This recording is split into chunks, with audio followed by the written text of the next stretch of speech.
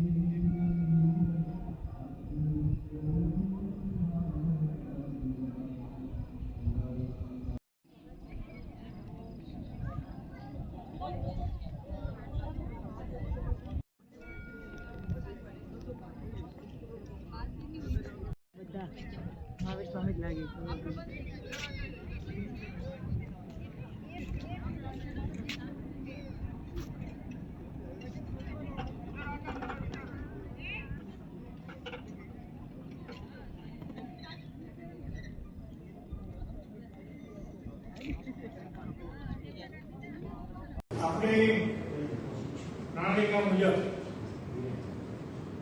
જે સમન્વયની ગોષ્ઠીઓ જાય એવી આપણે 30 સ્થળોમાં સરસ્વતી ધામોમાં અને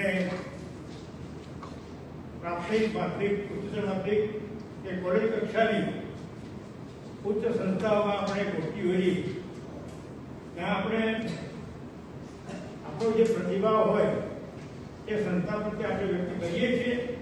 આ પોસ્ટકાર્ડ દરેક મિત્ર સરનામા સાથે આ સંસ્થાને લખીને મોકલશે.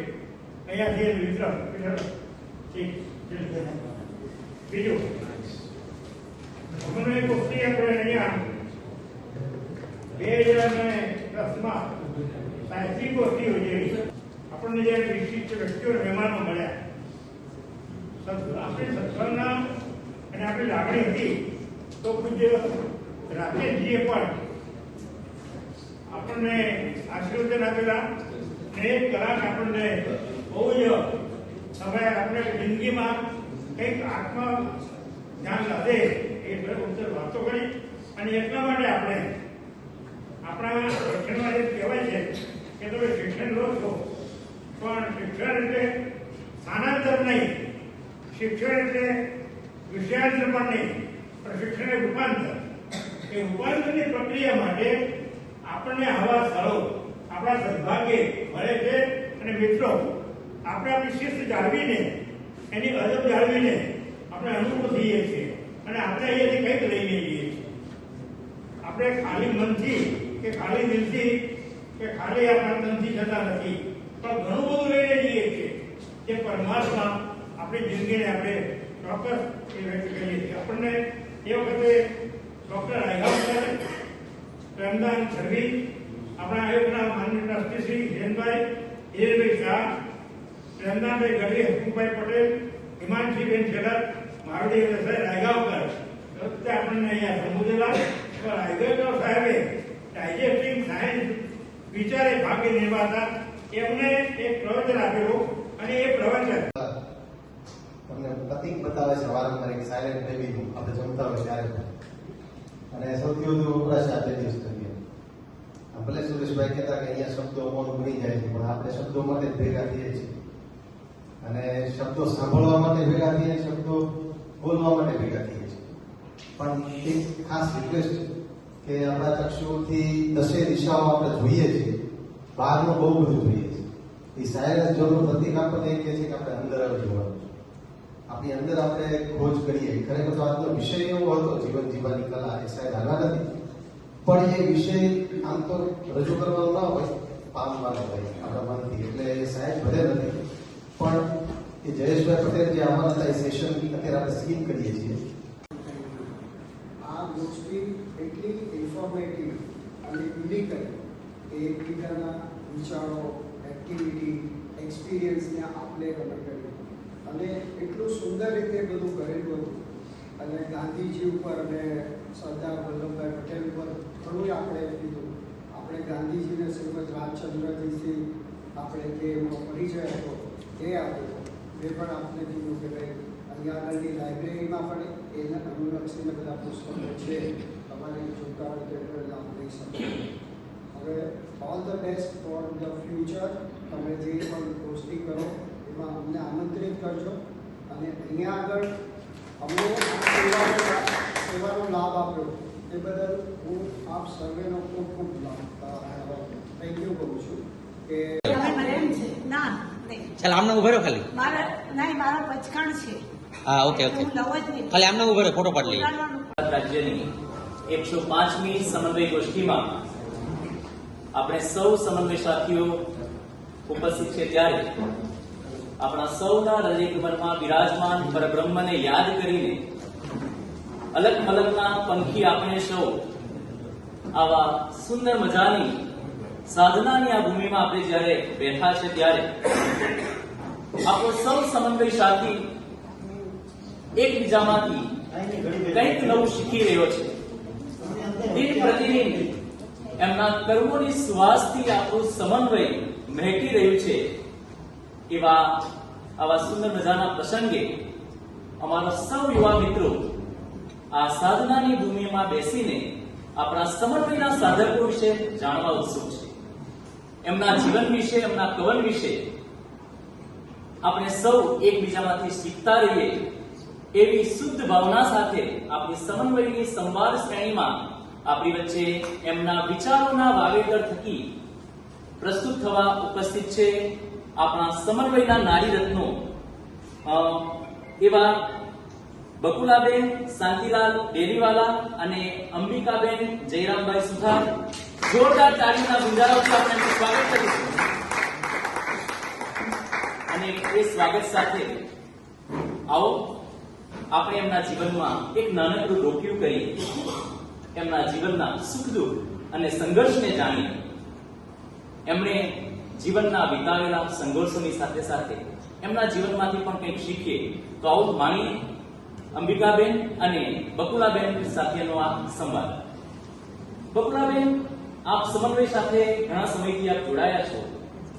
આપના જન્મ, બાળપણ અને આપના બાળપણના રસ રુચિ વિશે આપ શું કહેશો? મારો જન્મ સંભળાય છે એટલે જેને સંભળાય છે એ તો ઉભા થઈને બોલું મને મારો જન્મ સંભળાય છે. બોલો. મારો જન્મ ઘેલા સાહેબ બરવાડામાં ઘેલા સાહેબ 99 ગામનું દરબાર કરતા હતા. મારા દાદીમાં ગ્રામ પંચાયતના સભ્ય હતા એ જમાનામાં. મારા પિતાશ્રીના મોટા ભાઈ સ્વાતંત્ર્ય સેનાની, તેને શાળામાંથી સ્કૂલ છોડીને સર્વિસ છોડીને સ્વતંત્રતામાં જોડાવેલું. મારા કાકા સ્વાતંત્ર્ય સેનાની. આ માતા પિતા બંને આખા સમગ્ર કુટુંબના તમામ જણને સંભાળનારા 35 જણના કુટુંબમાં અમારો ઉછેર થયેલો છે. અને સમાજ ભાવના, એકબીજા પ્રત્યેની પ્રેમ અને લાગણી ભાવના એવું એક લક્ષ્મીજી, ચોથા લક્ષ્મીજી પધાર્યા 5/1/1941 લોકોએ સરસ રીતે વધાવ્યા. આ મારી જન્મની કહાણી બરવાડા ઘેલાસા, જે અત્યારે તાલુકા કક્ષાએ છે અને પહેલા તે બરવાડા ગામમાં રહેતા. પછી બાળપણની વાત કરું તો તમે કદાચ સાચી માનશો કે નહીં, હું એ જાણી નથી શકતી, પણ હું બોલીશ એ સત્ય જ બોલીશ. 5 વર્ષની ઉંમરે મારો પોતાનો, અમારા જૈન સમાજની અંદર દીક્ષા બહુ ગણાય, મહત્વની. સંસાર છોડીને સાધ્વી બનવાનું. 5 વર્ષની ઉંમરે સાધ્વી બનવા માટે મેં નક્કી કર્યું, પ્રતિજ્ઞા કરીને 15 દિવસ એકલો રોટલો ને છાશનું ભોજન કર્યું. આ અમારી વાત છે. માતા પિતાના કુળના સંસ્કારો આવેલા છે. અને ત્યાર પછી મારા બાળપણમાં આગળ જોઉં તો બહુ તોફાની કેટલી. અમે એવી શરત મારે, પહેલે માળથી નીચે અમારા મકાન બંધાતા હતા બીજા, એની રેતીમાં કૂદકા મારવાની. એમાં હું પ્રથમ આવતું. એ કૂદકામાં મારી રમત શું, લખોટી, ગીલી દંડા. અમે મુંબઈ છે, મારું જીવન છે, જન્મ જ ખાલી બોટાદ, બરવાડામાં. બાકી મારું જીવન મુંબઈના કાલકા દેવી ડબલ કરી વાડીમાં વિતાવેલું. નીચે મોટું ગ્રાઉન્ડ અને રમે ટેબલ રેકેટ ફૂલ, લખોટી, ગીલી દંડા. અને કોઈની તાકાત નથી કે જો ત્યાં અન્યાય કરે તો એને બોચી એની પકડીને તરત કહું, એ આ નહીં ચાલે. આ ત્યારની અમારી શક્તિ છે. તો આ પ્રમાણે મારું બાળપણ, મારી રસ સુધી કોઈ પણ માણસ આવતું હોય, 7 વર્ષની 11 વર્ષની, કોઈની પણ, એ લોકોના હાથમાં કંઈ પણ વજન હોય તેમને લઈ લો. 11 વર્ષની ઉંમરે મારા નાની બેનને એક્સિડન્ટ થયો, લોહીથી લથપથ થયેલી, અને હું એને હોસ્પિટલમાં લઈને ગઈ હતી. એ ટ્રક ડ્રાઈવરને પકડો, ટ્રકમાં બેઠી. મારા મમ્મી આવી ગયા પછી ત્યાં તો, કારણ કે અમે ચોથેમાં રહેતા હતા. અને આ રીતે ચોથેમાં અમે રહેતા હતા ત્યારે એ રીતે હું એક સાથે કોઈ દિવસ દાદરા ન કરતી. હું સીધી દાદરામાં પેલા કઠોડા હતા પકડવા માટે, એક બોટની ખાલી નીચે ઉતરી જતી. આ રીતે મને સાહસ કરવાની ટેવ. એમ આમ બધું સાદું જીવન તો બધા જ રહે એવું મને. પછી એને લઈને હોસ્પિટલમાં ગઈ, ડોક્ટરને બોલાવ્યા ને કહ્યું, ક્યારે કઈ ઉંમરે? 11 વર્ષની ઉંમરે. નહીતર તો હું 6 થી 2 નથી, બાકી તો 3 બહેનો મોટા હતા. અને ત્યાર પછી ભણી, સર્વિસ કરી, અને મને ખરેખર મારા શિક્ષણનું જ્ઞાન શરૂ થયું.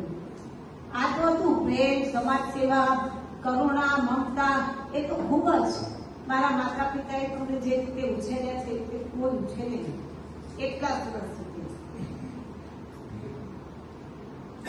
પણ એક વસ્તુ મારામાં આવી કે મારા પિતા તે જ સ્વભાવના હતા, અને એવો સાચા પ્રત્યે તે જ સ્વભાવ, અને એવો મારો આ દિવસ સુધી રહ્યો છે.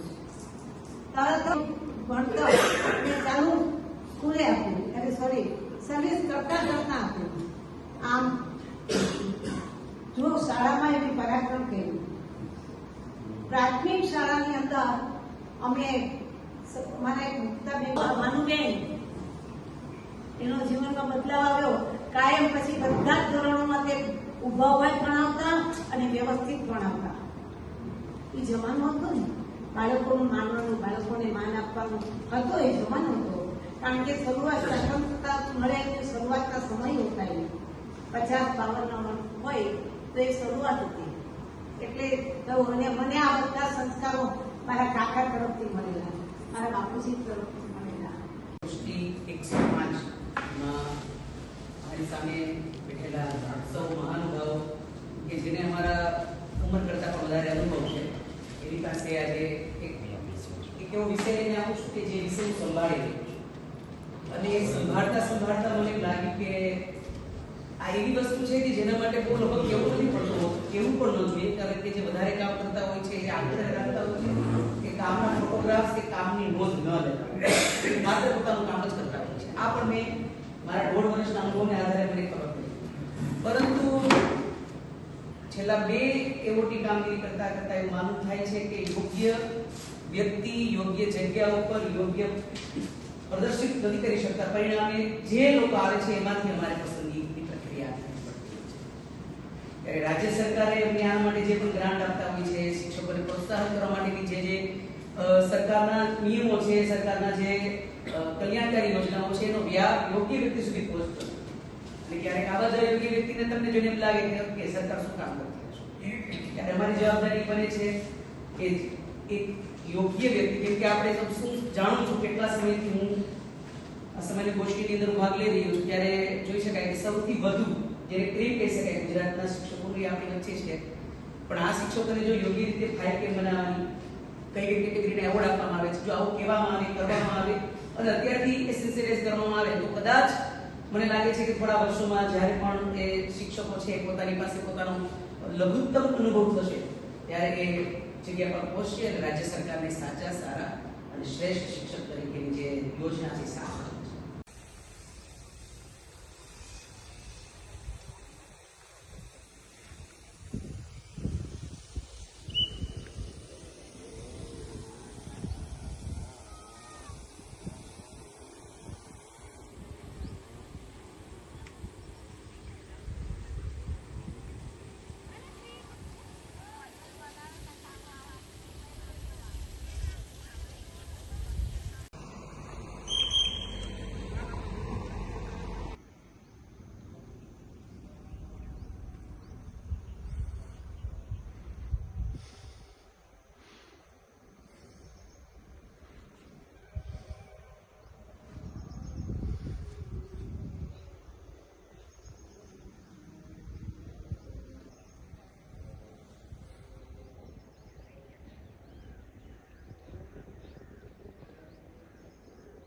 વિષયનો વૈવિધ્યવાળો પરિવાર ભેગો થયો છે ત્યારે માતૃભાષાની ચિંતા કરતા રાજેશભાઈ ધામેલિયા આપણા વચ્ચે આવવાના છે.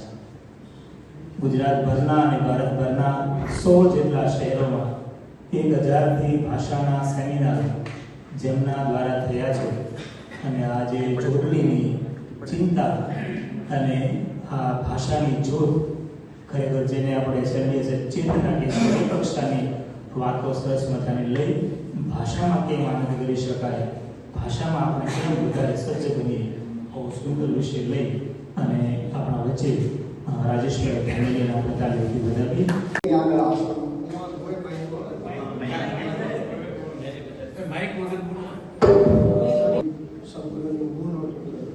I remember that I had entered. After that, maybe 15 years, whatever, I come on in. I really enjoyed. અને એમણે બેને તો બધાને ચાર્જ કરી નાખ્યા ડાન્સ બસ કરે. It was really nice.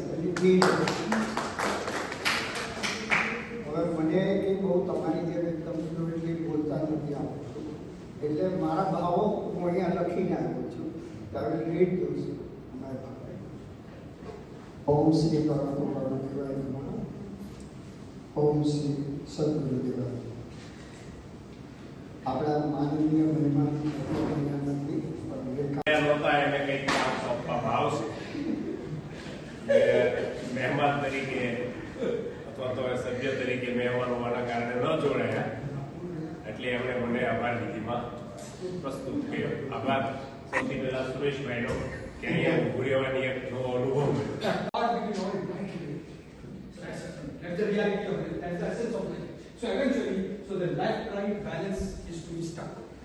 opposite kind. So energy, solar.